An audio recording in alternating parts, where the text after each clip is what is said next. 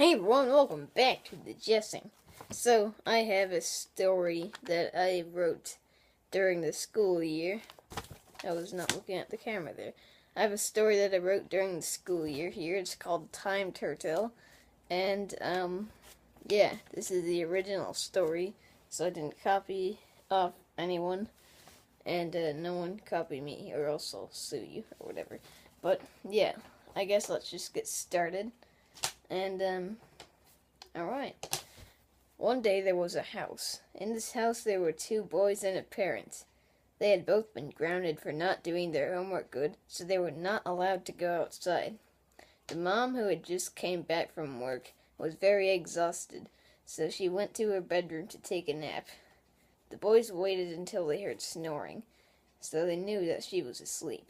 Then they slowly crept outside and quickly found two good sticks and tiptoed back in. The boys were named Arthur and George.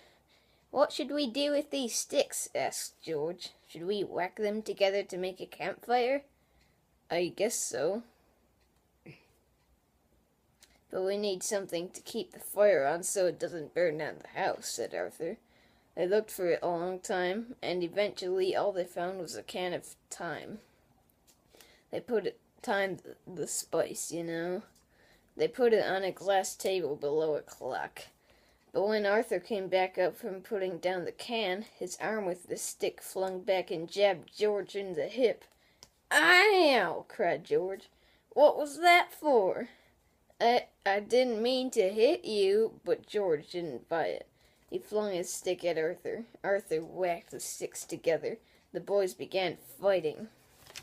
The sticks clanked and clashed as they miraculously dodged them. They began hitting and scraping so fast that the sticks caught on fire.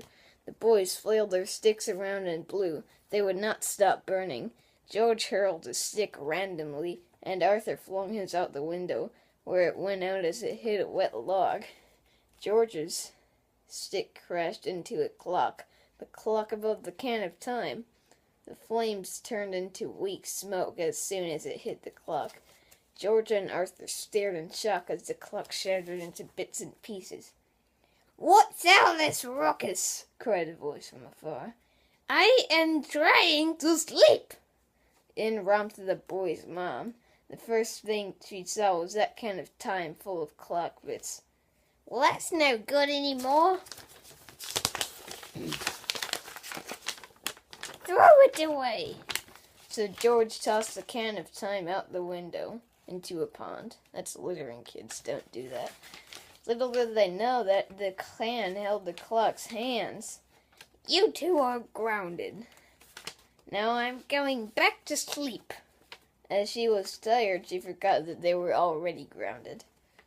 "I guess we should clean up the clock," said Arthur. Chapter 2. Turtell. Reader, when the boys threw the can out the window, it landed in their pond. In that pond, there was a small turtle that nobody knew existed. Nobody outside of the pond, to be exact. The turtle, named Turtell, spelled like it sounds, was just walking back from his friend Crab's house when sploosh went the can filled with mysterious green-pink powder. "What's this?" said Turtle. He was getting hungry and was always open to new food, so he took a bite of it. "That's delicious!" So he took another bite and accidentally swallowed the clock's hands. Chapter 3. The Machine. After our hero ate those hands, he turned around and just suddenly noticed something shiny in the ground for the first time that looked like it had been there since he had ever lived. So, being an explorer, he swam over to that shiny thing and investigated. It was apparently stuck in the ground, so he tugged on a pole sticking out of it. He tugged and pulled, and finally, after an hour, pop went the thing, and out it came. There's noises out there, hope you don't mind. "What is that?" questioned Turtle. He noticed there was a door, so he pulled it open to reveal a dark control room with leather seats. Thousands of differently shaped buttons were scattered across the control board behind the window. How do I operate this thing?" Just then he noticed a book on the ground. The manual! Turtle picked it up and read it with super turtle vision. I don't know why I just added that. I guess maybe he has, like, contacts or glasses on or something.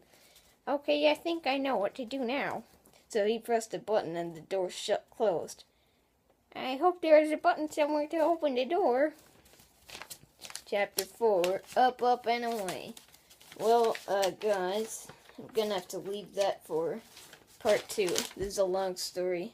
Well, it's like 4 pages long, and I read 2 pages. Well, I hope you enjoyed.